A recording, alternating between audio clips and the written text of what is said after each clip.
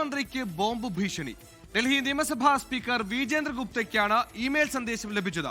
പ്രധാനമന്ത്രി നരേന്ദ്രമോദിക്കൊപ്പം ആഭ്യന്തരമന്ത്രി അമിത്ഷാ, വിദേശകാര്യമന്ത്രി എസ് ജയശങ്കർ, ഡൽഹി മുഖ്യമന്ത്രി എന്നിവരെയും ലക്ഷ്യമിടുന്നുവെന്നാണ് സന്ദേശത്തിലുള്ളത്. മെട്രോ സ്റ്റേഷനും നിയമസഭാ മന്ദിരവും തകർക്കുമെന്നും ഭീഷണി.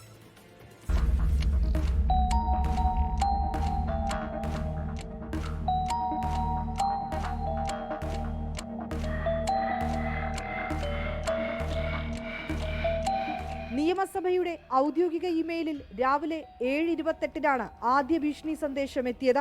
പിന്നാലെ 7:49 നിയമസഭാ സ്പീക്കർ വിജേന്ദ്ര ഗുപ്തയ്ക്ക് രണ്ടാമത്തെ ഭീഷണി സന്ദേശം ലഭിച്ചു. നിയമസഭാ മന്ദിരവും വിധാൻസഭാ മെട്രോ സ്റ്റേഷനിലും ബോംബ് സ്ഫോടനം നടത്തുമെന്നാണ് സന്ദേശം.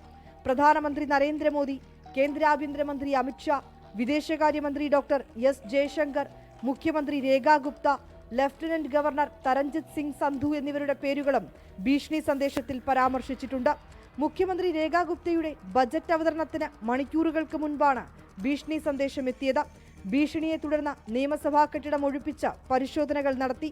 ബോംബ് സ്ക്വാഡും സ്നിഫർ ഡോഗും സ്ഥലത്തെത്തി. ഒരു ജിമെയിലിൽ നിന്നാണ് സന്ദേശം ലഭിച്ചതെന്ന് അധികൃതർ സ്ഥിരീകരിച്ചു. പരിശോധനയിൽ സംശയാസ്പദമായ ഒന്നും കണ്ടെത്തിയിട്ടില്ല. 24 ഡൽഹി.